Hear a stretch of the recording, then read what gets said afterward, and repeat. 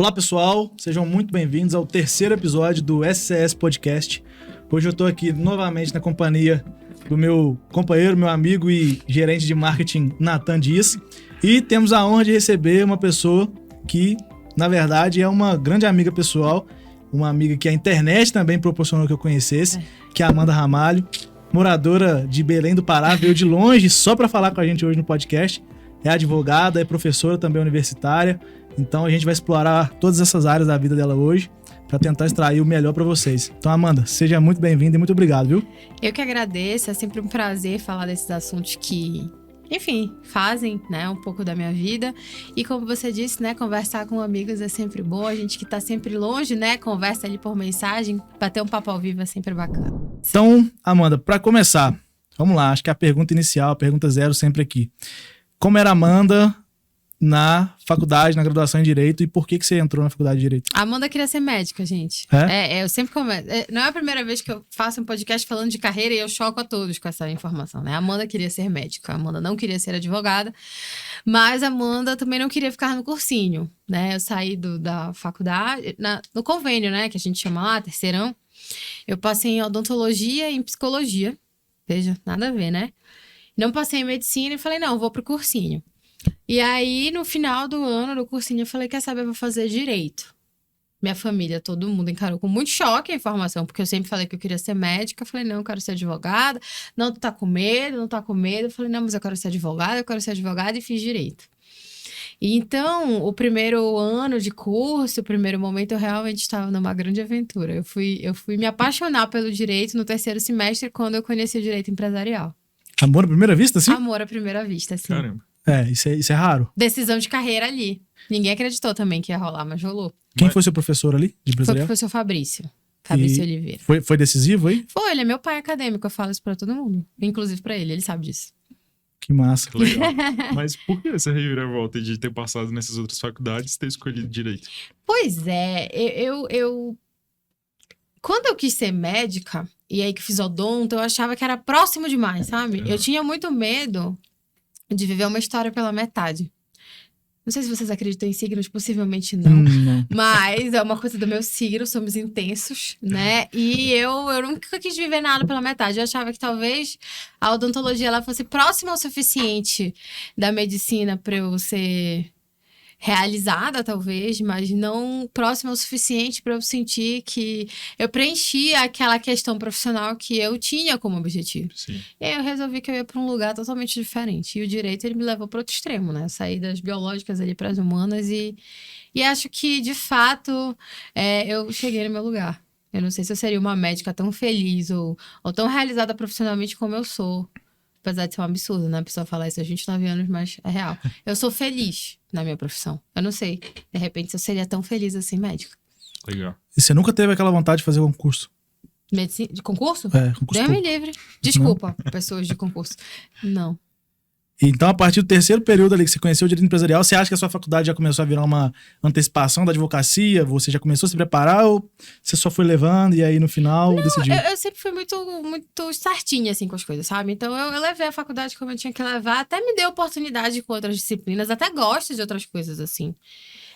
Eu poderia, por exemplo, trabalhar com direito eleitoral, parte constitucional, acho muito legal, direito administrativo e tudo.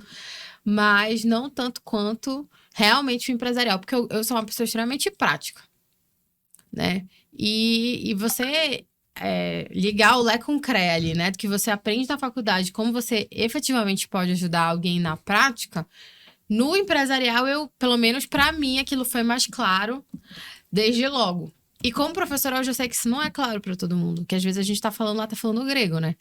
Que os meninos, as meninas não têm essa visão toda. Eu não sei porque diabos eu tive, mas eu tive. Então, ali eu identifiquei que era o que eu queria fazer. Que era como eu queria fazer. E pasmem, né? Já tinha um detalhe. Eu achava que eu não ia trabalhar com gente. Já pensei nisso. É um bônus, entendeu? Vou trabalhar com empresa, não tem gente no processo. E hoje em dia, a gente sabe que não é por aí, né? Tem mais gente do que qualquer outra coisa. Mas, enfim. E geralmente são pessoas até mais difíceis de lidar. Então... Você tem aquela questão do ego, então... E tem a questão do dinheiro mesmo, né? Ninguém quer perder dinheiro. Então, é delicado. E você fez muitos estágios aí na graduação ou não? Não tanto. Eu primeiro estagiei voluntariamente na Câmara dos Vereadores da cidade, né, de Belém. Depois eu estagiei numa cooperativa de saúde. Não vou falar aqui porque eu não tô sendo patrocinada para falar. Depois eu fui pro Ministério Público do Estado. E de lá eu saí. Certo. Pelo que a gente tava conversando mais cedo, você me falou que não teve tanta dificuldade assim no início da advocacia. Teve, é claro, mas você não passou por aquele período ocioso, sem conseguir cliente. Você já começou como autônoma direto, né? Foi. Eu estagiava no MP, né? E o meu chefe, ele era o primeiro decano, o segundo decano... Não, acho que era o primeiro decano lá. Então, ele sempre respondia por procuradores quando saíam de férias. Daí eu tive a oportunidade de conhecer outros assessores, outros gabinetes, né? Além do meu. E eu fiz amizade, porque eu nem falo, né? Então eu fui fazendo amizade. E aí os meus 2 primeiros clientes, eles vieram disso. O meu ex-chefe me indicou no criminal. Então, a Amanda entrou no presídio em algum momento. E uma questão tributária contra o município, que foi do outro gabinete, né? Que o meu chefe respondia. E aí, obviamente, como eu acho que qualquer um que sai da faculdade tem aquele receio, né? Inicial, o que eu tô fazendo? Será que eu vou conseguir, né? Até que ponto eu realmente tenho capacidade para fazer aquilo? Só que eu sempre fui assim, eu pensei que eu tinha tempo, né? Para estudar. Eu tinha um tempo para me dedicar que outras pessoas não tinham. Então, eu aproveitei esse tempo para fazer isso. E aí, uma coisa foi seguida da outra. Os clientes, eles foram vindo. Mas no início da minha carreira, eu tive uma sócia. Antes do Caio e antes de ser sozinha. De primeira? Assim que você saiu? Sim. Era aquela sociedade de amizade de faculdade ou não? Sim. Eram 2 amigas da faculdade. E aí, éramos 3 sócias. Só que aí, na hora de formalizar, uma delas foi embora do Brasil. Ficamos 2. Fizemos o curso de compliance juntas em São Paulo. E aí, voltamos e fundamos a sociedade. Só que aí, ela também passou no mestrado fora do Brasil. Aí, ela foi e eu fiquei. E eu fiquei só. Vou aproveitar esse gancho. Eu sei que você tem outras empresas além da advocacia. Sim. E em todas você tem sócios, né? E essa questão da sociedade de amizade de faculdade é muito comum e geralmente costuma dar errado. Em muitos casos costuma dar errado. Então, o que você deixaria aí de conselho para quem tá formando agora, quer abrir o próprio escritório, para não errar na hora de decidir um sócio? Talvez não seja bom conversar quando vocês estão numa festa. É um bom conselho. Mas fora isso, né? Tipo, a gente precisa realmente conhecer a pessoa. Nos bons e nos maus momentos, né? A sociedade, ela não pode ser uma coisa que você vai no impulso. Eu gosto muito do Ronan. Talvez esse gostar muito, ele deva ficar ali na amizade. Porque quando você gosta muito de alguém, você convive com essa pessoa, você consegue identificar pontos positivos e negativos da personalidade da pessoa. Quando a gente quer ser sócio, a gente tende a ampliar as qualidades e dar uma passada de pano nos defeitos. Só que a realidade, ela impõe pra gente o que a pessoa é. Sim. Então, tanto as minhas dificuldades, obviamente, os meus defeitos, eles se ressaltaram, quanto os da minha sócia. E o que eu posso dizer é que o que fez a sociedade não dar certo não foi o trabalho. Foi a amizade, realmente. Né? Somada à distância, não ia funcionar. Você acredita naquela frase do torne-se amigo dos seus sócios e não sócio dos seus amigos? Sim, acredito. Eu vejo que essa questão da sociedade, as pessoas erram muito porque elas fazem exatamente isso que você falou. E, na verdade, a sociedade também é como se fosse um casamento. É um casamento, não é como não, é um casamento. E você pior, tem bens com a pessoa. E é uma contrato, né? complementariedade também Sim. de personalidades e Sim. de skills ali, né, que a pessoa faz. Então, por exemplo, sei lá, a pessoa é muito boa em comunicação. Aí o sócio talvez tenha que ser um pouco mais analítico, né, para poder ajudar. Os meus sócios, eu sou o meio termo entre os meus sócios. Eu tenho um sócio no escritório, que é o Caio, que apesar de ser professor também, né? Quando ele tá na sala de aula, ele é outra pessoa. Mas na vida pessoal, o Caio é extremamente reservado, ele é mais sério, mais na dele. A Carol, que é minha sócia na outra empresa, que é a Acordo, ela é mais sociável, assim, que o Caio. Ela é menos séria, né? Menos fechada. Mas não é tão expansiva quanto eu. Mas é bem séria definitivamente. Mas ele é mais. É? Eu sou a mais expansiva de Legal. todos. Para entender um pouco mais, você falou um pouco do seu processo quando você escolheu a faculdade, do seu Sim. processo até chegar na sociedade ali do escritório. Mas hoje, quem é a Amanda sem o trabalho dela? A Amanda Sem sem o o trabalho dela é difícil, porque a Amanda trabalha mais que tudo, né? Mas quando eu me formei e que eu decidi que eu ia advogar na área empresarial, que eu já tinha tomado essa decisão, mas aquilo foi firmado depois, eu enfiei a cara, assim, no trabalho, né? A custo pessoal mesmo. Então, o trabalho, ele era a minha prioridade. E eu posso dizer que no final do ano passado, foi uma decisão que eu tomei de que eu ia me encontrar comigo de novo. Não que eu já tenha alcançado todas as metas profissionais, porque eu acho que o inconformado, ele nunca alcança, né? E eu me sinto assim. Eu sinto que eu nunca vou achar que eu fiz o suficiente. Eu sempre vou querer fazer alguma coisa a mais, porque eu sou bem inquieta. Mas eu senti que eu estava num momento e que, apesar de não ter alcançado ainda o que eu gostaria profissionalmente, eu podia dividir isso comigo, pessoa física, né? Ser humano. E aí eu comecei um processo de reaproximação de mim, e eu digo que nós estamos nos dando bem. Nós gostamos de fazer exercício físico, nós gostamos de ler novamente, porque era uma coisa que eu não fazia. Eu estudava, lia muito, né? Mas lia coisas direcionadas à profissão, né? Voltei a ler e a ter coisas para ler por hobby, né? Meditar, que eu achei que era algo que eu nunca seria capaz de fazer. E principalmente me desligar um pouco do celular, me desligar um pouco do trabalho em alguns momentos da minha vida e estar mais presente para as pessoas que me apoiaram até aqui. Não que ninguém tenha me cobrado, né? Mas eu acho que é o justo. A minha ausência ser compensada com um pouco mais de atenção no momento que dá para fazer isso. Se vai dar para sempre, eu não sei. Porque talvez a minha carreira, ela demande de mim mais um pouco por um desafio profissional novo que eu venha encarar e tá tudo certo. Sim. Mas o equilíbrio ali que eu tive que achar foi pela minha saúde. Porque eu só comia bobagem. Eu comia na hora que dava, quando comia. Sim. Às vezes só jantava. E aí, come um chocolate aqui, toma um café. E eu só tomo café com açúcar. Então, toma um café aqui, faz eu não sei o que ali, né? E tive ali consequências na minha saúde que eu não gostaria. Mas que naquele momento eu percebo que eu deixei a pessoa em segundo plano. E tá aí uma coisa que se eu pudesse recomendar é que não fizessem isso, realmente. Legal. Esse equilíbrio é extremamente importante. Eu acho que é até bom a gente falar sobre isso, porque algumas pessoas acham que para ter sucesso, elas precisam somente se entregar a algo ali e esquecer completamente da vida delas. Quando, na verdade, você cuidar da sua saúde é um investimento para que você também tenha sucesso. Exato. Tem um momento, obviamente, que eu acho que equilíbrio não existe. Sim. Né? O equilíbrio perfeito, ele não existe, talvez. Nunca. Mas dá pra equilibrar melhor do que eu equilibrei. Com certeza. Né?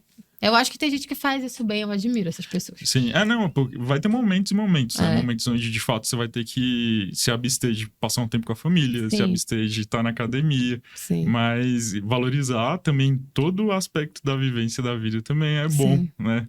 E, pelo menos a pessoa tem que sempre se lembrar disso. Não, com certeza. Né? E as pessoas, elas te cobram em algum momento. Sim. Ou elas vão te cobrar que você não cuida da tua saúde, vão te cobrar que você não liga pra tua profissão. Aí, pra pais e mães, né? A presença com teu filho, pra, sei lá, se tu tens mais de um negócio, né? Os teus sócios, eles demandam de ti. E eu não só tenho 2 sócios, como eu sou professora. Então, eu tenho um vínculo empregatício com uma instituição com a qual eu não posso falhar. E, enfim... Mas tá tudo certo, tá tudo bem. Eu faço tudo que eu escolhi. Eu não posso dizer que eu estou obrigada. Eu não confio muito nessa história de equilíbrio, não. Porque equilíbrio são 2 ou mais forças que se anulam, né?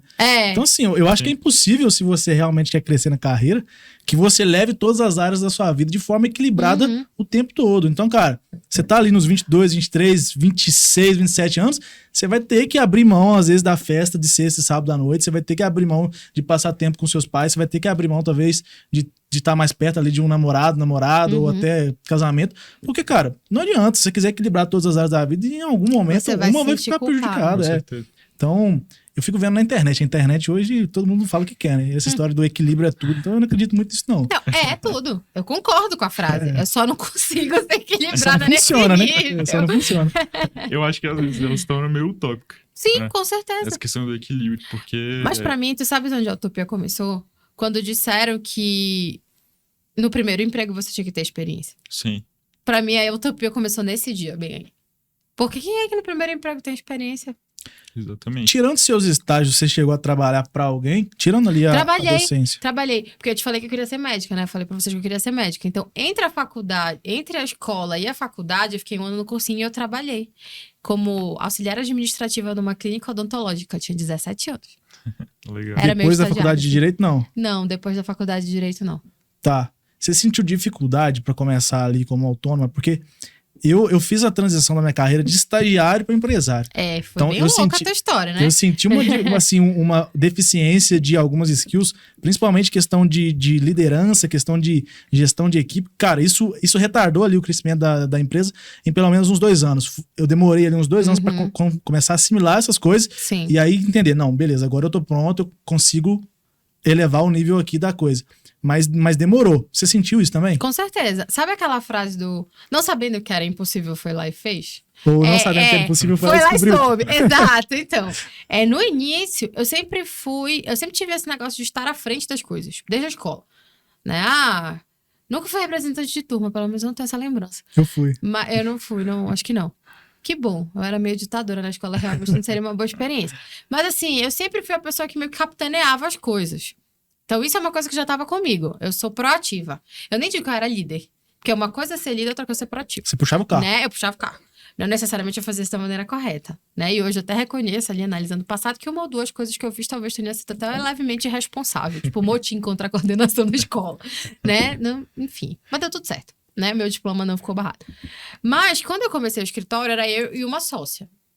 E aí 2 bicudos não se beijam. Isso é o primeiro ponto. Quando você vai ser sócio de alguém, você precisa ter muito claro quem faz o que e por quê. E a gente não tinha isso tão claro. As duas eram donas, então, obviamente, tinham ali alguns, né? Que não era bem uma briga, não era uma confusão, mas assim, era uma confusão no sentido de quem é que é responsável por fazer isso. Aí eu fiquei um tempo só. Quando você fica um tempo só, é muito difícil. É tipo assim, você mora com seus pais, aí você sai pra morar só e você casa. Aí você vai se reacostumar a morar com outra pessoa, né? Tem aquele momento que você faz as coisas como quer, na hora que você quer, decide só. E que tem um lado extremamente positivo de decidir sozinha, mas eu fui sozinha numa pandemia. E tudo que eu queria era um sócio pra dividir a angústia, né? Que veio pra todo mundo. Mas, enfim, estava só. E aí, quando voltei a ter sócios, porque o acordo nasceu dia 22/7/2020. Foi literalmente cria da pandemia. E o escritório, a gente fundiu, efetivamente divulgou a fusão em 1º de junho de 2021. Ainda ali, no momento, né, tenso. Mas eu fui, nesse meio tempo, entre acertos e desacertos, parcerias que deram certo, que deram errado, pessoas que passaram pelo escritório, entendendo que esse processo de liderança, ele não é uma coisa que vem com a gente.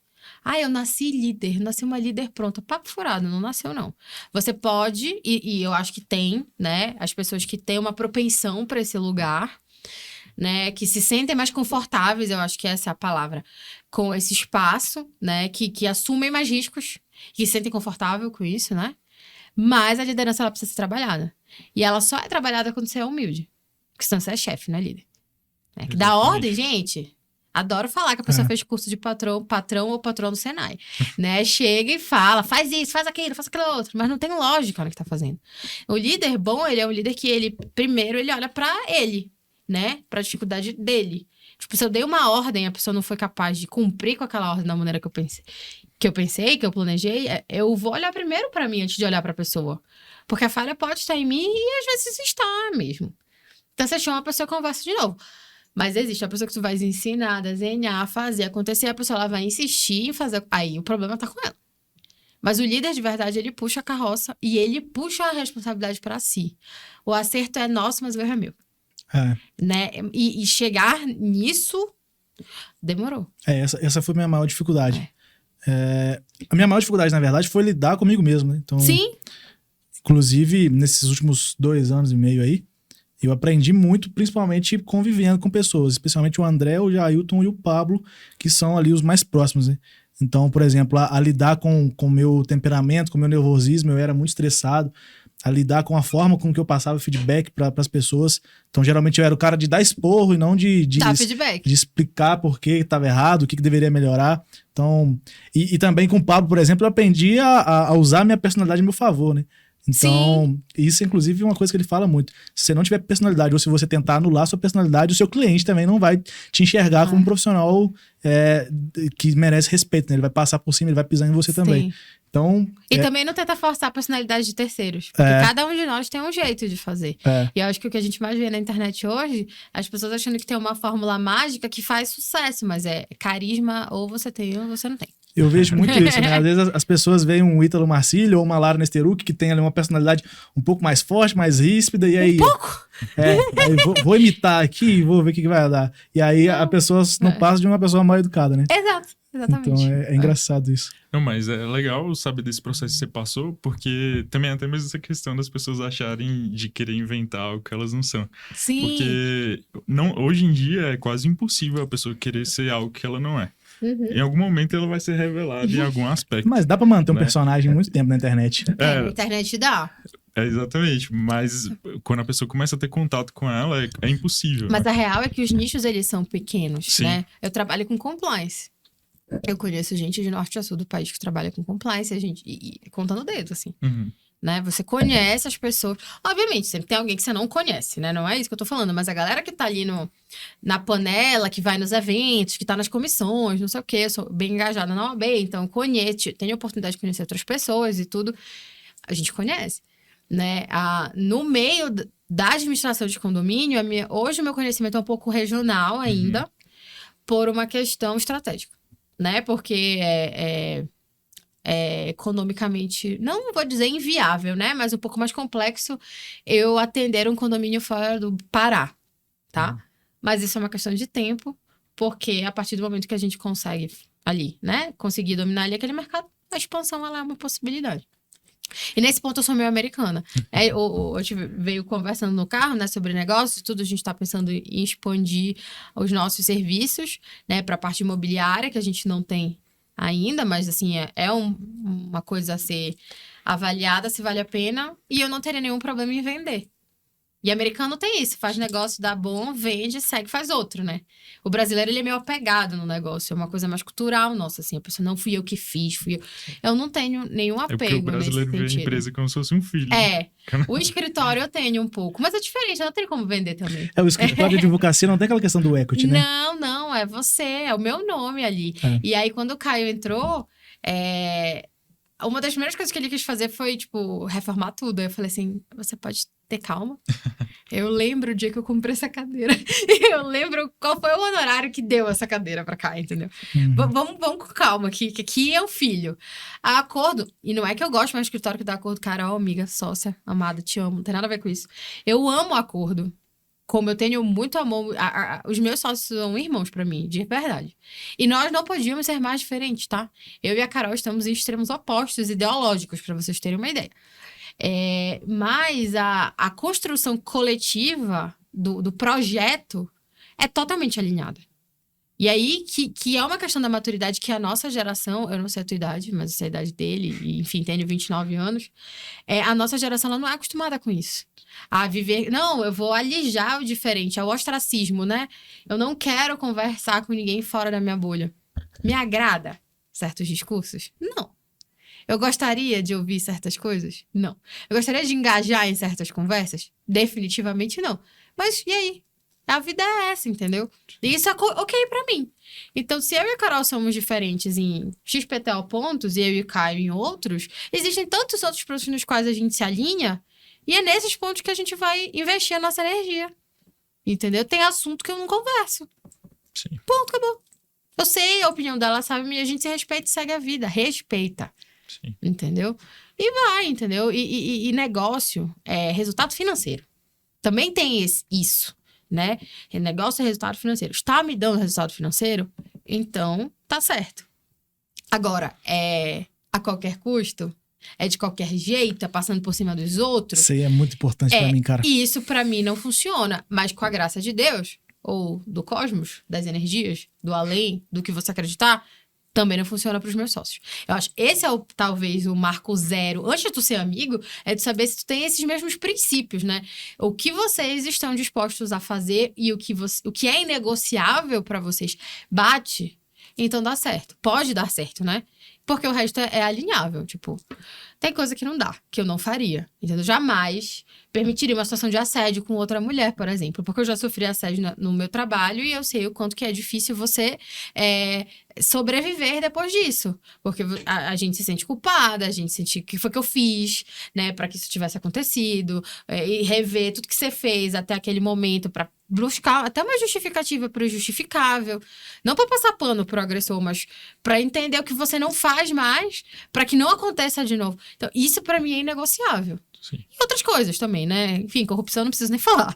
Mas, até porque é compliance, né? Mas outras questões também. Mas essa é uma muito cara. Então, hoje nós temos mais mulheres do que homens no escritório, mais homens do que mulheres no acordo. O nicho é diferente, atrai pessoas diferentes para trabalhar. Queremos mais mulheres no acordo? Se elas estiverem prontas para o trabalho, sim, queremos. Se elas não conseguirem atender aquele trabalho, não vai ser o momento. E a partir do momento que tiver uma vaga que faça sentido, a gente vai querer essa mulher com a gente, com certeza. Porque a Carol não é feminista. Mas ela e eu compartilhamos de que oportunizar mulheres, oportunizar mães é importante, especialmente mulheres que têm filhos, porque é mais difícil de conseguir se colocar. A gente precisa concordar no feminismo? Não. Entendeu? E essa é uma questão que parte muito do interesse também, né? Sim. Por exemplo, na SCS hoje a gente tem 10 homens e 3 mulheres. Isso foi feito de forma proposital? Não, porque na maioria das vagas que a gente abriu, só homens se candidataram. Mas nas vagas que tinham mulheres, geralmente elas se destacaram mais, apesar de serem poucas. E aí, Sim. geralmente, era aquela questão relacionada a analista de marketing, a coordenador de marketing.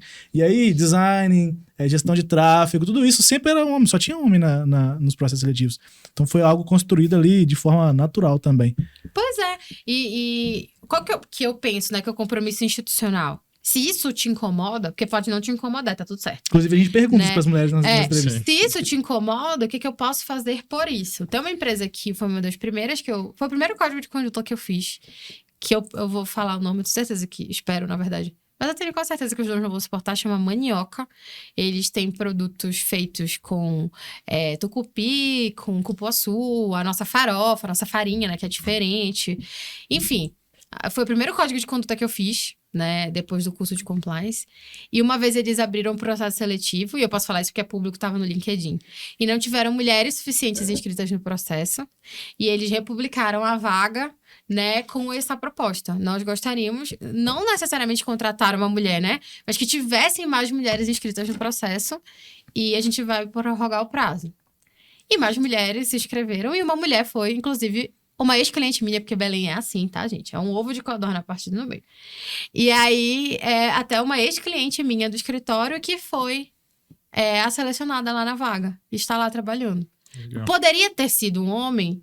Poderia. Eles não abriram uma vaga exclusiva para mulheres. Eles só queriam ter mais.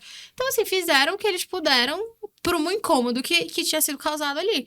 Que eu não entendo a Amanda, pessoa física, como uma obrigação. Eu acho que você se compromete com aquilo que faz sentido pra você. A Amanda, como profissional de compliance, que trabalha com políticas de ESG, essa já entende como uma obrigação. Porque é isso que o mercado espera de ti. Sim. Mas aí eu vou conversar contigo sobre princípios ou sobre o que vai te dar mais dinheiro? Depende, Sim. né? A conversa depende. Essa questão de alinhamento de valores e principalmente de limites, para mim é extremamente indispensável. Então, por exemplo, na SCS, a sociedade com o André, a gente sabe que a gente perde muito por não usar aquele marketing de ostentação, aquele marketing de promessa de resultado, porque a gente sabe que isso acaba iludindo muita gente. Sim. E quem usa consegue resultado financeiro, assim, às vezes até fora dos padrões. Mas esse é um limite que a gente, desde o início, deixou claro que a gente não queria. Por quê? Porque a gente se preocupa muito com a nossa imagem, com a nossa reputação e com a questão ética também. Então, Sim. isso, cara, as coisas importantes de uma sociedade, você não pode descobrir depois que a sociedade está Não, feita. de jeito nenhum. Tem que namorar muito tempo, né? E assim, eu nem posso, né, fazer nada errado. Eu sou professora de ética jurídica. Então, quando você se coloca em determinados lugares na sua carreira, quando você assume alguns compromissos, alguns cargos, você também renega outra coisa. Como eu posso ter um marketing errado se eu ensino isso? Como que eu posso ter uma conduta antiética se eu ensino isso? Então, a gente é mais cobrado também. E tá tudo certo, não tem problema. Amanda, É, uma das coisas que eu pude perceber que você é uma pessoa que gosta muito de pessoas, bem relacionada. Pois é, né? né? E eu dizia que eu queria trabalhar com com empresa, porque eu não queria gente, mas eu gosto de gente. E o quanto que pra você hoje é importante a questão do network e saber se relacionar? Porque eu vejo que hoje o advogado, ele busca especializações, busca pós-graduações, mestrado, o que quer que seja, mas eu conheço alguns que, por exemplo, não sabem nem se relacionar, não sabem conversar, não sabem puxar um assunto. O quanto você acha que isso comprometeu hoje no seu sucesso profissional? Em 100%. E eu vou te contar a real, né? Quando eu conheci o André, primeira vez que eu estive no mesmo espaço que o André, eu estava num congresso em Fortaleza, com uma comitiva de Belém, porque nós vamos sediar esse congresso lá. Era para ter sido em 2020, né? Vai ser agora em 22. Foi o primeiro contato que eu tive presencialmente com o André. O professor Fábio Ulloa estava lá, outros professores super renomados estavam lá, mas o meu contato com o André foi aquele. Alguns meses depois, eu entrei no MindJus. E aí, um aluno meu falou pro Ronan que eu era especialista em compliance. O Ronan, eu respondi alguma coisa no grupo, aí o Ronan falou comigo no privado, me chamou. Na época, nós éramos muito poucos. O André entrou no dia da reunião em que eu falei sobre compliance, e a partir daí eu me tornei professora dos cursos dele. Então, assim, ir no evento foi bom? Excelente. Eu conheci ele, outros profissionais, mas eu ia precisar, a partir deste contato, esperar que ele lembrasse da minha cara, que ele se recordasse e que ele, sei lá, confiasse com base em sei lá o quê, porque ele não sabia nada de mim. Talvez na palavra da pessoa com quem eu estava, da comitiva com quem eu estava, para quem sabe um dia. E outra pessoa podia ter sido essa professora. Sim. Mas aí teve um dia que eu entrei num grupo e que um aluno meu disse pro outro aluno, né, que era basicamente isso, porque o Ronan na época não era sócio, não era nada do André, ele era só o gestor da comunidade, e ele achou legal, e ele falou, deixa ela falar, e o cara gostou do que eu falei. Fez vários, e viu o inclusive, valor, né? entendeu? Então, assim, eu sou professora do curso dele. Legal. Eu não teria feito isso se eu só tivesse apertado a mão dele e tirado uma foto num congresso em Fortaleza. Foi excelente a viagem, adoro. Inclusive, vários congressos podemos ir. Estou super on pra congressos. Hoje, né, no lugar de carreira que eu tô, já chegaria com uma cara de pau que eu não tinha na época. Entendeu? Me posicionando você autoridade, mas eu também sou, né? Na época eu não era. Então, era mais ou menos, né? Mas não me via dessa forma. Mas o relacionamento fez isso. E não só isso. Porque também, se eu não tivesse relacionamento, eu não estaria na comitiva do Pará que vai organizar o evento lá.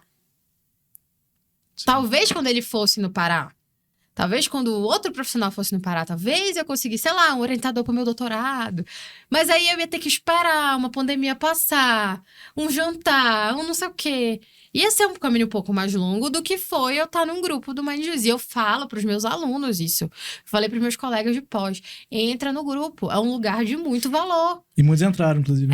Entraram. E não é tipo assim, bom dia, boa tarde, boa noite. Às vezes a gente faz a pergunta sem dar bom dia, inclusive. Porque tava até nem dormido. Né? Mas a galera chegou, olha, eu tô com esse pepino bem aqui. Quem pode me ajudar? E aparece uma boa alma para ajudar. E você receber ajuda do André, que tava no Drey. Né? Ou do pessoal do Drake, que tá lá também. Pablo, que é um Pablo, destruidor de que é um destruidor dúvidas. de dúvidas. O Geraldo, lá de Campinas, que é também um cara muito safo em recuperação judicial. Do Marlon Tomazetti, entendeu? Eu estudei pelos caras, velho. Os caras estão lá tirando dúvida de aluno meu que não... Quando eu era aluno, eu não podia imaginar que isso era possível. A internet fez isso possível. Mas tem um lado ruim também. Tem um lado das pessoas acharem que elas te ajudaram e elas, na verdade... Não elas acharem, né? Elas dizerem que elas te ajudaram, mas na verdade não fizeram nada por ti. Sim. Entendeu? Você tocou num ponto que eu gosto muito de falar, que é essa questão do você é bom, mas eu também sou, né? Peraí. E eu falo muito, inclusive, com os alunos da mentoria.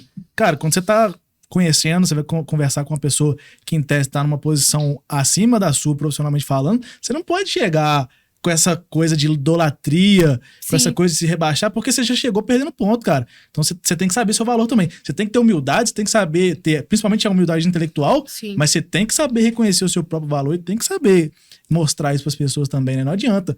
A pessoa é meu ídolo, por favor, tira uma foto aqui comigo, sou seu fã, e aí a pessoa, beleza, ela já nem vai dar credibilidade pro que você falar depois daquilo ali, cara. Então é uma coisa que eu penso muito isso aí também. Tem esse ponto, realmente. Eu acho que ninguém nasce pronto, né? Nós somos um bolo no forno, né? A gente vai crescer ali na temperatura certa, se botarem fermento, porque se não botar fermento também não cresce, né? Então, existe um contexto. Eu falo isso sempre, Nathan, é um compromisso que eu tenho, todas as vezes que eu falo sobre minha carreira, é dizer da onde eu vim e que foi um lugar de muito privilégio. Apesar dos meus pais não serem ricos, milionários, nunca me faltou nada. Eu sempre soube que eu podia empreender porque eu tinha uma retaguarda. Isso não é a realidade de todo mundo. Sim. Tem gente que precisa se sustentar, então eu não posso pegar e contar a minha história como se eu tivesse descoberto a roda, né? E não é bem assim. Eu parti de um lugar um pouco mais privilegiado, sim, com certeza. E é muito confortável partir disso. Mas, ao mesmo tempo, é doloroso também. Foi difícil pra mim, mas foi mais fácil do que foi pra outra pessoa. Eu também não sou da política do não vou rir porque tem gente que não tem dente. Não é assim. Não é falar assim, não, eu sou super privilegiada, então não vou reconhecer. Dos pais porque a gente não tem pai. Eu não vou reconhecer aqui as minhas vitórias e porque pra alguém foi mais difícil. Não é isso. Talvez a vitória dessa pessoa, pra quem é mais difícil, ela mereça até ser mais comemorada do que a minha. Eu posso concordar. Mas o que é meu. Entendeu? E o que eu construí. E só eu sei o que foi fácil, o que não foi, o que doeu, o que não doeu. Entendeu? Mas é muito louco. E eu falo isso, sempre também conto essa história. Uma vez eu contei essa história num evento aqui em Brasília, inclusive, que eu não sabia que estava sendo nacionalmente transmitido pelo YouTube. E eu contei essa história. E na época eu gelei, que eu tive muito medo que chegasse na pessoa. Hoje em dia, aconteceu, paciência. Eu estar numa mesa com 3 homens e eu era a única que sabia do que eu tava falando. E eles olhavam um pra cara do outro e ninguém olhava pra mim quando eu tava falando. Ela é feminista. Não é isso, gente. Mas são coisas pequenas do cotidiano que, de fato, elas acontecem. Entendeu? Eu era a única que sabia o que estava falando naquela mesa sobre aquele assunto. E as pessoas faziam perguntas entre si, olhavam umas para as outras e era como se eu não estivesse ali. E a vontade que eu tive, foram várias coisas passaram na minha cabeça. Mas eu fiquei lá, me submeti a essa situação, porque eu entendi naquele momento que era necessário. Hoje eu reconheço, foi realmente. Entrando no meu carro, me abracei no volante, chorei igual uma criança. Não me desorgulho, nem me orgulho disso, mas foi o que aconteceu. Naquele momento eu decidi, isso nunca mais vai acontecer na minha vida. Vão ter que olhar pra mim, acho que é por isso que eu virei palestrante. Vão ter que me olhar, né? Isso acontece, né? Você tem um fator agravante também, que é a aparência jovem, né? Apesar de ter 29 anos já, você parece que tem 23, 22. Como é que você lidou? Imagina quando você tinha 22, né? Devia ter cara de 19. Como é que você lidava com isso? Eu tenho 15 até hoje. Se alguém disser o contrário, é mentira. Eu tô 15 anos atrás no tempo. Eu não liguei. E aí é que eu digo, né? Não é um conselho que eu dou, não liga. Porque tem gente que liga. Tem gente que se incomoda. E se isso te dói, se isso te machuca, a gente respeita. Mas eu não ligo. Eu nunca liguei. Eu não sei, gente, por quê? A minha mãe, ela fala até os menina. Sabe? Eu falo uma coisa pra ela. Mas menina, tu tem certeza? Eu tenho. Eu vou. Mas se der errado, deu. E é isso que eu te falo, né? É a questão do ser líder. O líder é a pessoa que toma a frente, que se sente confortável e que assume risco. Sim. Então, eu sou uma pessoa que, por N fatores aí da minha vida, eu me sinto confortável para assumir alguns riscos. Mas não me sinto confortável para assumir outros. Tipo, o dia mais difícil da minha vida foi o dia que eu decidi, por exemplo, que eu ia sair da casa dos meus pais. Então, se é fácil, eu tenho... Isso nem tem tanto tempo, né? Não. Eu tenho 2 negócios... Entendeu? Eu sou professora, eu tô indo pro meu 4º ano de docência. Eu comecei a dar aula com 26 anos, muito jovem. Eu já tive alunos que tinham a idade de ser meu avô. E pra mim foi difícil decidir sair de casa, falar com os meus pais, pior ainda. Sair, mas não nem sair de verdade. Eu tô com o pé dentro e o pé fora porque é difícil. Enquanto que tem gente com 22 anos de idade, pega uma mala e fala, valeu, mãe, tchau. E vai. Então, cada um de nós tem uma história, né? Tem o que é mais fácil, tem o que é mais difícil. E a gente vai indo, tudo é aprendizado. Sim. Ô, mano, isso é verdade. Pra gente encerrar esse assunto advocacia, você tá aí hoje com 5, 6 anos de advocacia? 7. 7 anos de advocacia. Então você já aprendeu alguma coisa, já passou por algumas experiências aí boas, né?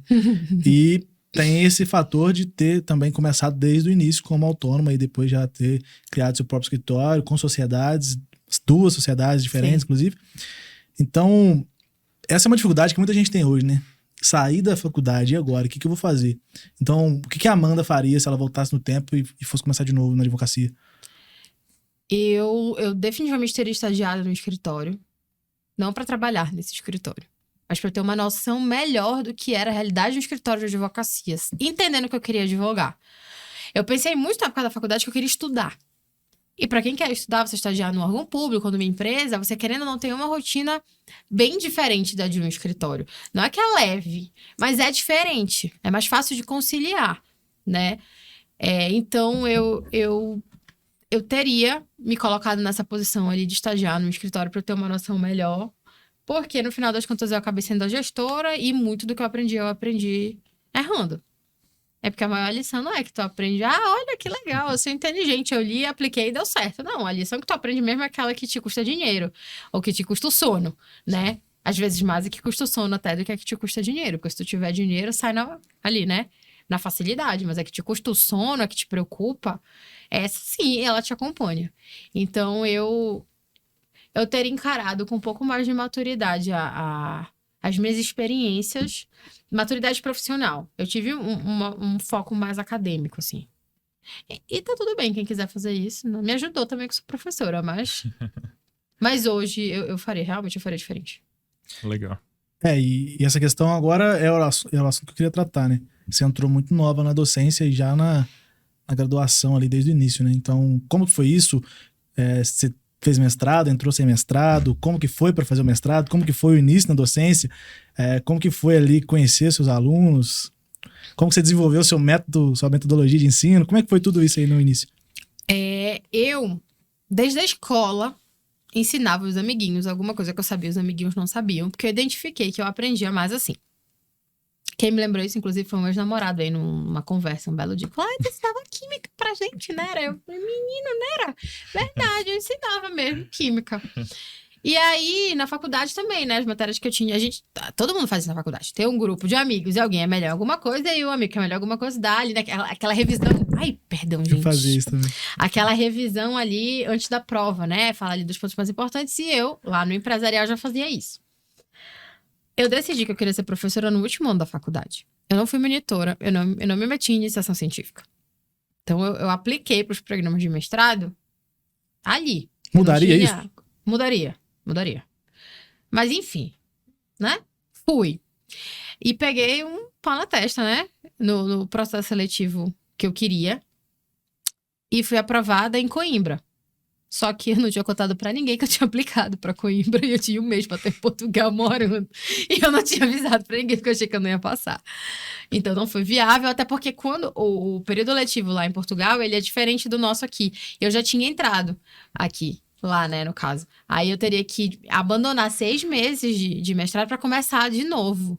Também mudaria isso, talvez tivesse ido. Não porque Portugal tem um ensino melhor, pode até ser o caso, não tem nenhuma métrica pra dizer, mas porque eu acho que viver fora do país e longe de casa e viver sozinha, isso teria sido uma experiência pessoal, e aí vai na linha do que tu me perguntaste, que poderia ter sido engrandecedora pra mim, mas que eu não tive coragem na ocasião.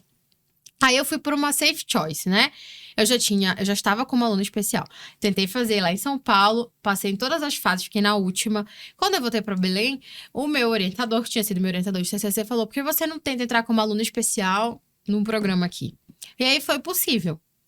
Então, eu tinha acabado de me formar, eu não tinha muitos clientes, mas eu já tinha alguma coisa, mas não era muito. Então, eu tive tempo para me dedicar. Publiquei, viajei para apresentar trabalho fora, né? E consegui me dedicar ali às disciplinas no primeiro ano, que do mestrado, o primeiro ano é disciplina e o segundo ano é para você escrever, né? E aí, como eu era aluna especial, o que você faria em um ano, você faz em 2. E aí eu fiz, e no terceiro ano eu apresentei o meu trabalho. Só que nesse ínterim, quando eu voltei do curso de compliance, que eu comecei o mestrado em março, eu fiz o curso de compliance em julho do mesmo ano, que foi 2016. Quando eu voltei, eu comecei a falar, não, as pessoas precisam conhecer isso. Aí eu queria pegar um empréstimo para investir em marketing digital, vocês acreditam? Meu pai que não deixou, obrigada pai, inclusive. Mas eu queria, porque eu acreditava lá atrás que aquilo era o que é, né? Mas enfim, ele não deixou, eu falei, então vou fazer só. Fiquei assistindo vídeo de como fazer arte no Canva, fazer as Visionária. artes no Canva, igual uma perdida, né? Realmente, mas fazia. Hoje em dia eu olho e falo assim, meu senhor, até hoje eu sou melhor do que eu era antigamente, mas eu namoro um designer, e aí ele me ajuda, ele não me ajuda, ele me humilha, né? Ele fala assim, deixa eu só dar uma mexidinha aqui, ele faz um negócio que fica bom, e aí eu percebo que o que eu tinha feito não era bom, entendeu? Eu brinco com ele, poxa, amor, ajuda a humilhação, né? Eu queria me ajudar, faz aí pra mim, então não deixa eu passar pelo constrangimento de você corrigir o que eu fiz. Faz do zero, né? Tipo assim. Mas eu fui fazendo, né? E fui fazendo evento. E fazendo evento assim. E Natan, fazer um evento. Vai lá, por favor, porque se não for ninguém, tá lá. E Ronan, por favor, amigo, vai lá, vai ter coxinha. Vai ter, desde sempre. Tem um negócio lá chamado Coxinha Express, que são 100 mini coxinhas, e eu comprava 100 mini churros, um Guaraná e uma Coca-Cola, Caramba. e tinha lá. Porque evento sem comida não é nem vai. É verdade. Né? E aí a gente ia, chamava pai, mãe, avô, avó, papagaio periquito. E as pessoas começaram a ir. E aí as ligas acadêmicas, eu não sei se tem muito aqui isso, mas lá tem bastante. Galera se reúne para estudar um tema específico, né? As ligas começaram a me chamar. Então eu meio que já era professora, né? Sem o vínculo com uma instituição de ensino. Aí fui lá com as ligas, fiz alguns eventos com a faculdade que eu me formei. Porque isso é muito bacana do Cesupa, eles prestigiam muito os ex-alunos. Muitos de nós, professores, somos ex-alunos, né? Muitos vão... Eu nem fiz mestrado no Cesupa, eu fiz em outra instituição. E mesmo assim, eu fiz as coisas lá, eu tive a oportunidade lá de fazer curso de extensão e tudo mais. E aí, quando eu defendi o meu mestrado, eu fui chamada para o processo seletivo. E passei, Que legal. né? Passei, mas assim, foi uma contratação que eu sei que... Hoje eu sei, né? O quanto que deve ter sido difícil para a instituição. Porque eu era jovem, eu não tinha experiência com a docência ainda, né? Mas eu tô lá, tem 4 anos, então acho que deu certo. Eu tenho certeza também que eu melhorei, porque a gente tem lá, não só porque é uma questão do MEC, mas é uma questão da cultura realmente da instituição. A gente tem formação docente a cada 6 meses. Então, a gente tem curso de gamificação, de storytelling, de recursos digitais, inclusive, Legal. eu sou a professora desse. Recursos digitais para avaliação, entre outros, tá? PBL, né? Que é metodologia ativa, outras metodologias ativas. Então, eu fui ganhando um pouco mais de segurança com o tempo. Legal. Mas a minha primeira aula, eu me lembro até hoje, foi uma segunda de manhã, 8 horas da manhã. E eu entrei com o roteiro na mão. E eu dei a aula com o roteiro na mão. Porque eu não me sentia segura pra falar, assim, eu não li o papel, mas ele tava na minha mão, meio que um token, assim. E aí, um belo dia, eu percebi que eu larguei o papel em cima da mesa. E foi. É isso, Caramba, os alunos que te massa. amam, né? Alguns amam, outros odeiam. Mas aí, isso faz parte, né? Eu Jesus só- agradou a todos. Eu só conheci a parte que gosta, né? Que bom, que bom. Eu acho que a maioria talvez goste. É. Legal. E eu acho que de toda essa história que você contou, a gente pode tirar um grande ensinamento para as pessoas que estão escutando. É persistência e Sim. dar a cara a tapa. Começar, né, cara? Começa com o que você tem. É porque a gente falou um pouco sobre a questão da geração, né, da idade, né? Eu tenho 24. Então, eu vejo que as pessoas da nossa geração e pessoas que um pouco mais novas, ou até mesmo pessoas de sua idade, entre 26 a 29 anos, elas querem as coisas muito de forma imediata. Então, ou é agora ou eu não quero. Ou eu faço Frustra e isso, desiste, né? ou eu faço isso e dá certo, ou não vou querer. Quando, na verdade, toda a vida, desde sempre, as pessoas sempre conseguiram as coisas com persistência. Sim, essa semana passada, eu me inscrevi num curso online que teve chamado Caos Contemporâneo. Foi feito pela FAAP, lá de São Paulo, coordenado pela professora Gabriela e pelo professor Luiz Felipe Pondé, né? Filósofo. E o primeiro dia, eles estavam falando com um psicanalista, que me fugiu o nome agora, sobre docência, né? Sobre educação nessa época. E eles falaram isso. E eu percebi que eu reproduzo um discurso que não me pertence na educação, né? Uma coisa mais antiga, que foi o que me contaram. E ele falou assim, não adianta nada você chegar para um aluno e falar para ele, olha, você precisa fazer A, B, C, D coisa para ter o resultado tal. Porque o mundo para ti era limitado, mas para ele não é mais. O teu aluno que está sentado na tua frente, ele tem uma infinidade de possibilidades na vida dele. Então não adianta, se ele falha, você chegar e dizer para ele que ele está fazendo tudo errado, que ele não vai obter aquele objetivo X ali, porque para ele X é qualquer coisa. É um alfabeto inteiro. Então, você, enquanto docente, tem que olhar para si e se comunicar com aquele jovem de uma maneira que ele entenda. Então, isso foi para mim, assim, 2 tapas na minha cara. Sensacional. Porque eu percebi que eu estava reproduzindo uma coisa que me contaram e que parando para pensar, talvez já não fosse assim na minha época. Não é na tua, Sim. não é na dele, não é na dos meus alunos, que tem 19 anos. Sim. Eu tenho aluno de 17, 16 anos. Eu vou dizer pro menino que o futuro dele é determinista? Não é. Não é, porque quando eu me formei, marketing jurídico era novidade. Hoje em dia é opção de carreira. Sim. O que vai ser daqui a 5 anos?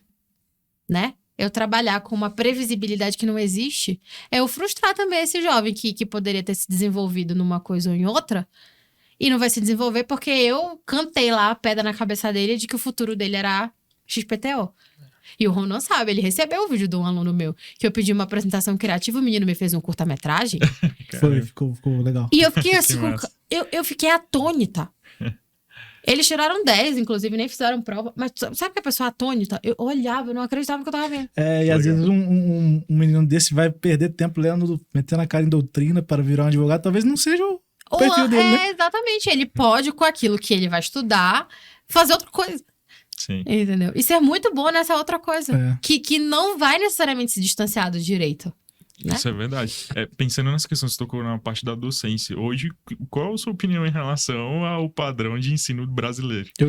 Eu ia perguntar uma parecida. Qual a sua opinião em relação ao padrão de concorrência brasileiro? Eu sei que o MEC, ele tem diretrizes das quais a gente precisa seguir. Eu respeito muito essas diretrizes e eu entendo que, de fato, o compromisso com a educação ele é muito maior do que os nossos devaneios, então não é algo que a gente possa mudar tão rapidamente. É um processo que precisa ser construído por professores, por pedagogos, psicólogos, enfim. Então eu compreendo que não dá para fazer assim, mudar tudo. E que esse caminho é lento. É tipo um processo legislativo, né? Para garantir a constitucionalidade. Eu faço esse paralelo. No entanto, eu vejo algumas universidades caminhando, e faculdades, né, caminhando no sentido de aproximar um pouco mais as questões da prática. E eu vejo críticas nesse sentido, né? Eu respeito, eu acolho essas críticas, mas eu, Amanda, efetivamente acredito, de fato, que no mundo que a gente vive, eu preciso preparar o jovem para o mercado de trabalho. O capitalismo é mau, é cruel, a gente tem que acabar com ele. Ok, se for o caso. Mas. Discordo. Mas você também discorda, né? Um pouco. Mas hoje a gente vive no regime capitalista. Eu vou criar e formar o menino e a menina pra utopia? Entendeu? Isso não significa dizer que eles não precisem saber pensar, que eles não tenham que refletir, que eles não tenham que ser críticos, que eles não tenham que ter princípios, que eles não tenham que ter valores, que eles tenham que passar por cima dos outros. Não é nada disso. Eles têm que ter tudo isso. Isso é pré-requisito, inclusive, na minha opinião, quem tinha que ensinar era pai e mãe. Quem sou eu para ensinar valor? Eu não sou mãe? Que vai que o meu valor não combina com o valor da mãe do menino, né? Mas, enfim. De toda forma... eu acho que isso é pré-requisito, todo mundo tem que ter. Mas a gente precisa formar, sim, seres pensantes, mas seres técnicos, que possam aplicar aquilo que eles conseguem pensar, raciocinar de forma crítica na prática. Sim. Infelizmente, não sei se a gente vai ter algum Hans Kelsen, né? Sim. Um Robert Alex, né? Eu acho que precisamos, eu acho que o direito tem que ser repensado, que algum pensador do direito aí tem que sair dessas gerações mais novas. Eu concordo super, mas... mesmo eles, quantos a gente tem? Quantos a gente estuda? 3, 4, 5, 6? Então, tem lugar para todo mundo para ser filósofo? Não, o resto de nós vai ter que se virar de outro jeito. E a faculdade precisa te preparar para isso. Ela precisa te dar opção. Se eu quero ser filósofo do direito, eu tenho capacidade para fazer isso. Se eu quero ser servidor público, eu vou ser um bom servidor público. Se eu quero ir para a advocacia empresarial, seletista, que eu vou trabalhar para uma grande corporação, eu vou conseguir fazer isso. Eu quero advogar, eu vou conseguir fazer isso. A faculdade, ela precisa te preparar para o que quer que venha de desafio na tua carreira e que tu queira seguir. E eu sei que essa opinião é polêmica. Muita gente vai dizer que eu sou neoliberal. Mas tá tudo bem. Eu assumo. Aceito. Esse termo que criaram aí, né? Eu aceito. Ô, Amanda, a docência te ajudou na advocacia? 100%. Todo mundo que eu pergunto responde sim, né? Claro Claro que eu repito 10 mil vezes a mesma coisa, não tem como não saber.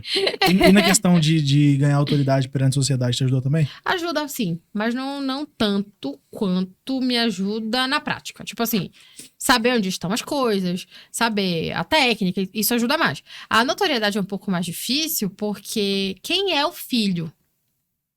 Na ordem de valor e de confiança do pai. Quem vai me contratar não é o meu aluno. É o pai do meu aluno, é o avô do meu aluno. Então, eu dou aula no 3º ou 4º período. É muito difícil eles já estarem no mapa da confiança do contratante. Uhum. Então, beleza. Ajuda no sentido de que eles podem ouvir falar de mim, mas talvez não seja ainda decisivo para me contratar. Tem um caminho aí para percorrer. Aí eu sou professora de 6º, 8º, 9º e 10º. Aí já tô mais próximo. Já tive aluno que virou cliente por N questões, mas não é para isso que eu sou professora. Isso pode acontecer, não é esse o objetivo. Mas, quando acontece, obviamente é bom. Mas não encurta o caminho para chegar no contratante. A menos que o aluno seja o contratante. É possível, Faz muita parceria? Parceria? Com o aluno? Hoje eu tenho processos que não é parceria, não. Eu falei assim, filho, pega que o filho agora é seu. Te formei pra isso. Leva o criminal. É um aluno meu que toma conta. Não sou mais eu, não. E eu falei pra ele, professora, é seu. O que você cobrar é seu. Eu já ganhei o que eu tinha pra ganhar. Daí já fiz o que eu tinha pra fazer. É seu. Toma. Eu conheço um ex-aluno seu criminalista. Será que é o mesmo? Não. Não, não vou citar nomes. Acho então, que não. Mas ele é bom também. O meu aluno é muito bom. Ele trabalha com um dos melhores, assim. Foi formado por um dos melhores. Não vou falar não. Não é ele. Não?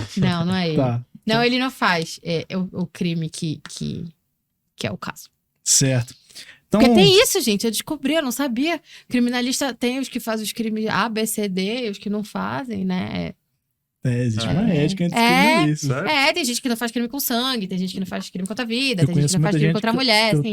Eu conheço muita gente que não faz crime Contra a criança. contra a dignidade sexual. Caramba. E é isso. Amanda, a gente tá aqui naquele momento quase terminando, né? O nosso prazo.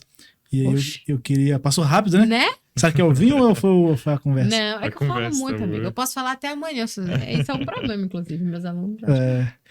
Eu queria fechar isso aqui conversando com você um pouco agora sobre o mercado da advocacia, especialmente o que você atua. Certo. E eu sei até que você já bateu um papo sobre isso com o André na última vez que ele foi... Não posso dar spoiler sobre esta conversa. Está guardada sob sigilo. Vai ser publicado em breve lá na EFI, né? Mas na última vez que ele foi para Belém, sobre essa questão do mercado de direito empresarial fora dos 2 grandes polos brasileiros, que são Rio e São Paulo. E você tá em Belém, é uma capital estadual, mas não é uma capital estadual que tem, assim, relevância empresarial a nível Brasil, né? Talvez até tenha um mercado local. Tem pessoas que são reconhecidas a nível Brasil, mas o mercado em si, não. E isso acaba ficando mais polarizado mesmo em São Paulo e no Rio. Sim. E uma pauta, né, uma bandeira que o André e o Pablo sempre defendem existe advocacia empresarial no Brasil inteiro, porque no Brasil inteiro existem empresários. Sim. Então, eu queria que você falasse um pouco sobre isso também. Como que é o mercado de direito empresarial e o mercado de compliance também, porque, cara, hoje o conceito de compliance já está um pouco mais disseminado, mas ainda é um pouco abstrato para algumas pessoas. Então, se você pudesse falar sobre isso também. Bom, lá, como é que eu posso falar isso sem ser ofensiva com ninguém, que não é a minha intenção, obviamente. Mas até a advocacia é um pouco familiar. Então, os maiores escritórios, eles são muito antigos, né? Foram aquela questão lá de pai para filho. Então, acho que o meu primeiro desafio foi não ter advogados na família, eu sou a primeira. E eu não tenho esse background aí para me sustentar, né? Eu não tinha uma banca já conhecida, renomada, respeitada, conceituada para me sustentar. Foi tudo a partir de mim. Eu também não tive padrinhos na área empresarial, porque o meu orientador, o professor Fabrício, ele é procurador. Dedicação exclusiva, ele não advoga. Então, Amanda teve... Não tive. Se ele advogasse, eu não tenho dúvidas de que, com certeza, ele me ajudaria, né? Mas não foi o caso. A minha outra referência na área foi embora do Brasil. Era professora lá do Cesupa, também foi embora do Brasil. Aí eu já conheci outras referências minhas, eu já estava no mestrado, eu já advogava. Então não deu tempo dessas pessoas me acolherem profissionalmente. A minha trajetória ela foi minha. E muito de produzir conteúdo, de ir para eventos, de conversar com as pessoas, de buscar estar onde eu tinha que estar, para que as pessoas soubessem que eu atuava naquela área e tudo mais. Qual que é o que eu vejo como um pouco de dificuldade no mercado paraense. Todo mundo quer que você resolva tudo, né? Vai te contratar para tu fazer o contrato social, acordo de sócios, vai te contratar para tu fazer o M&A, uma falência, uma RJ, beleza. Mas eu tô com um negocinho trabalhista aqui. Mas eu tô com um negócio... Então, as pessoas ainda não têm essa noção que em São Paulo se tem, que tu vai ter um especialista para cada área. Não tem muito isso. Já tem gente que tem, mas não é todo mundo. Então, eventualmente, querem que você faça tudo. Se você tá no início, você é sozinha, você não tem uma estrutura grande, você não entrega isso. Então, não é que não queiram, às vezes, te contratar. Mas é porque o outro, ele vai entregar o que você entrega mais um pouco. Então, obviamente, a escolha vai ser pelo outro. Hoje, eu não tenho nenhuma advocacia full service. Inclusive, a gente teve uma imersão há 2 semanas atrás com o meu time. E eu e o Caio, que é meu sócio no escritório, revisitamos isso e optamos por continuar sendo um escritório boutique. Se eu vou ser um full service daqui a 6 meses, eu não sei. Eu vou ter outra imersão daqui a 6 meses. Em dezembro eu te conto. Talvez eu vire um full service. Hoje ainda não faz sentido pra gente. Hoje a gente faz advocacia empresarial, civil e ambiental. É minerário, agrário e meio ambiente. É o que a gente sabe fazer, né? Para empresas também, né? Para empresas. Então, é por isso que começa com o empresarial. Porque é o civil pro empresarial, o agrário, o minerário e o meio ambiente pra empresa, né? Então, ainda é isso que faz sentido aqui pra gente. Se daqui a 6 meses vai fazer outra coisa, eu não sei. Só que, como já ampliou um pouquinho, e a entrada do Caio, ela foi muito legal nisso. Ampliou um pouquinho, a galera já pensa, tem mais de uma solução que ela pode dar. Então, se eu acho que talvez se eu fizesse... É muito difícil. Se eu fizesse tudo, ninguém ia confiar, porque quem faz tudo não faz nada direito. Mas se eu faço só uma coisa, a pessoa precisa de mais coisa, eu não tenho como dar, então também eu não vou contratar. Em algum lugar ela vai achar alguém que entrega a solução completa, Exato. Né? Então, eu acho que talvez esse seja a coisa mais difícil. Eu até contei pro Renan no carro. A primeira vez que me ligaram pra fazer um contrato social, desliguei o telefone e chorei de emoção. Porque eu falei, meu Deus, era só isso que eu queria. Obrigada. Se alguém entendeu o que eu quero fazer da minha vida. É isso, eu não quero. Eu faço audiência, de vez em quando eu tô com saudade, inclusive. Eu peço pra fazer audiência lá no escritório. Mas, na real, não foi pra isso que eu me formei. Sim. Não é isso que eu quero fazer todo santo dia. Fazer uma audiência de vez em quando eu faço por hobby. Tipo assim, se eu tivesse que fazer audiência todo dia, eu não estaria tão realizada na minha carreira quanto é sentar e fazer um contrato. E pra algumas pessoas isso é maçante, é um saco. A pessoa quer morrer fazendo. E eu faço feliz. É questão da aptidão mesmo. Então, acho que essa é a dificuldade nossa lá. E que, às vezes, eu vou cobrar X. A pessoa não vai querer pagar, vai achar que eu sou careira. Vai procurar alguém aqui que vai cobrar 10X. Mas tá na Faria Lima. Todo respeito à Faria Lima. Eu mesma queria escutar na Faria Lima. Acho belíssima aquela rua. Eu tô pronta pra botar um chapéu coquinho e andar numa patinete elétrica. Eu posso usar até a gravata. Tênis. E jogar... Não, beach tênis não. Mas a gravata eu posso usar, entendeu? Eu copo Stanley, mas o beach tênis não. Mas eu posso fazer tudo isso, eu estou pronta. Ok, eu entendo o glamour, eu entendo a reputação que foi construída a peso do trabalho de outras pessoas também. Mas isso não significa dizer que o Rua Antônio Barreto 130... 1403, não entregue também uma boa solução. Até porque, o que acontece? Quando alguém procura um escritório em São Paulo para tratar de questões da Amazônia, não raro os colegas de São Paulo procurarem os escritórios de Belém que têm essa expertise. Tem alguns, né? Entre eles o nosso. Então, assim, advogar na Amazônia não é a mesma coisa que advogar em São Paulo. Então, se eu fosse para São Paulo, eu também ia encontrar uma dificuldade, porque a forma que eu sou acostumada, o mercado com que eu sou acostumada é diferente. Que é diferente do de Brasília, que vai ser diferente do Rio. Talvez Rio e São Paulo mais se pareçam, né? Mas se tu vais pro Nordeste, talvez mais se pareça comigo lá do que com o Sul e Sudeste. Enfim, no final das contas, cada um no seu corre, né? A gente tem que fazer pela gente. E fortalecer o mercado regional. E aí, obviamente, sem desmerecer e discriminar o trabalho do colega, cada um no seu. Da mesma forma que eles querem entrar lá, também querem entrar em outros mercados que não são, meio tá tudo bem, o mercado é isso, a gente tá pra isso, né? Mas se a gente faz isso com ética, se a gente faz isso com entrega de valor, se a gente faz isso com resultado, a gente trilha um caminho que eu reputo como digno. Então você acha que conhecer o mercado local é essencial? É tudo, né? Não dá pra... Gente, advogar na Amazônia é rolê. Quanto tempo tu vai pro interior aí de São Paulo? 2 horas de carro. A gente tava falando sobre isso antes de começar a gravar. Uhum. Tem interior no Pará que eu levo 12 horas pra chegar. Dentro do mesmo estado. Eu chego mais rápido em São Paulo. do que pegar um carro e me deslocar.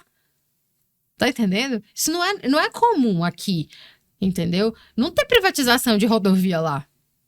Vocês já ouviram falar na Transamazônica? Tem buraco que engole caminhão. É igual? Não é. Uma vez queria que eu fizesse uma diligência na Ilha do Marajó. Eu precisava fretar um avião. Fretar um jatinho. Um jatinho não, né?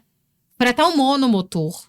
Pra ir pra uma cidade, pegar um barco, passar 3 horas no barco pra chegar pra fazer a diligência. Vale a diligência? O cara ia pagar 10 pau só pra me deslocar.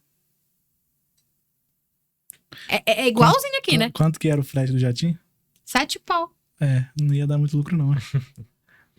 Você quer pagar ou ele? Ele, óbvio. Ah, então ia dar lucro sim, pô. Pra mim, né? Pra ele ia ficar meio caro. Meio caro. Então é isso, né, Amanda? Chegamos no nosso horário limite. Queria continuar conversando, mas você tem compromisso. Espero que você venha mais vezes. A vida docente. O papo foi muito bom. E acho que se ficou alguma lição aqui, é a lição de que a gente precisa começar e fazer as coisas mesmo sem estar pronto, né?